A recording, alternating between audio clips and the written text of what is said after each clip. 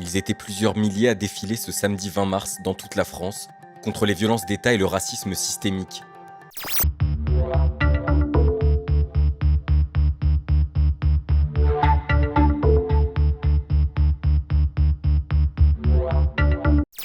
Des néo-nazis dans l'armée. Ils seraient une cinquantaine d'après une enquête de Mediapart à afficher sur les réseaux sociaux leurs accointances avec l'extrême droite. Salut et tatouage nazi, référence au suprémacisme blanc. Les preuves sont irréfutables. Il y a un déni de l'État, un déni parce que l'État continue à considérer que tout s'est bien passé à Sivins. On a l'impression d'un État qui disparaît, on a l'impression, et ça va être de plus en plus important, d'un pouvoir qui se crispe. Mon père a été tué le 3 décembre à la suite d'un contrôle de gendarmerie. Il a eu 2 vertèbres cassées, la moelle épinière comprimée. Il a été tétraplégique et par la suite il est décédé malheureusement le 3 décembre. Il y a la souffrance qui est là, il y a la souffrance, il y a les pleurs.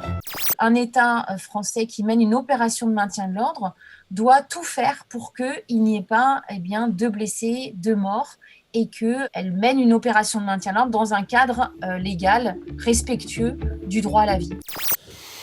Qu'est-ce que vous appelez bien se passer ? Je suis la sœur de Jimoni Rousseau. Mon frère il a été incarcéré à la prison de Montchocona en comparution immédiate. Il est décédé le 2 février 2021 suite à une fouille qui a eu lieu au quartier disciplinaire.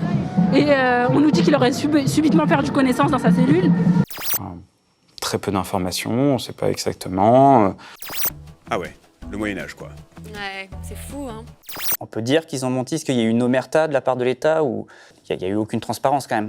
On considère que l'État français est dans le déni des violences policières, le déni d'une gestion de maintien de l'ordre catastrophique, le déni d'un usage particulièrement dangereux des armes.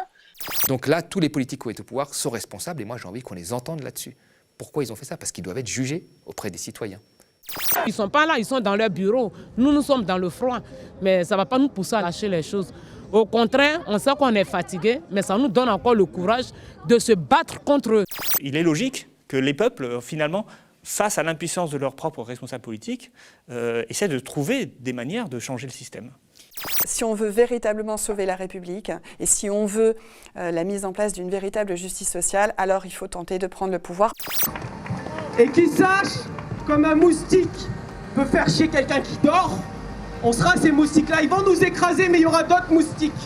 Jusqu'à ce qu'un jour, on aura la liberté. D'ailleurs, en parlant de la faune, du vivant, vous dites qu'il y a une réhabilitation impossible, que finalement on ne peut pas réparer le milieu naturel, il a été tellement impacté. Nous sommes face à une triple crise, sanitaire, économique et boursière. Bref, il y a cette intensité de ce que l'on peut appeler tout simplement la lutte de classe. Et ça arrive parce qu'on n'a plus confiance. Et on n'a plus confiance parce qu'on a l'impression que quelles que soient les élections, toutes les élections, quelles que soient les personnes pour lesquelles on vote, les partis qui arrivent au pouvoir, on a eu la droite, on a eu la gauche, et puis ensuite on a eu Macron. Et Macron, la droite, la gauche, finalement, mènent toujours les mêmes politiques. Donc on en vient à chercher des manières de changer le système démocratique. Comment faut-il repenser les choses alors ? C'est une question qui se pose. Voilà. Et on a le droit de se la poser. La commune nous parle aujourd'hui. Je pense que la commune est éloquente sur un certain nombre d'enjeux absolument cruciaux. La démocratie, le travail, le capital, l'émancipation, la place des femmes, etc. Il faut payer.